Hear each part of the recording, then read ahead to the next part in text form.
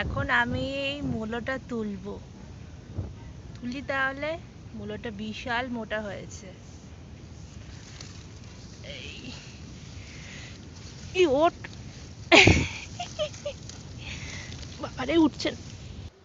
এই দেখো গাইস, মূলোটা আমি এখন তুলে নিলাম। দেখেছো কত মোটা, কত সুন্দর। এখন এই মূলোটা দিয়ে আমি ডাল রান্না করব।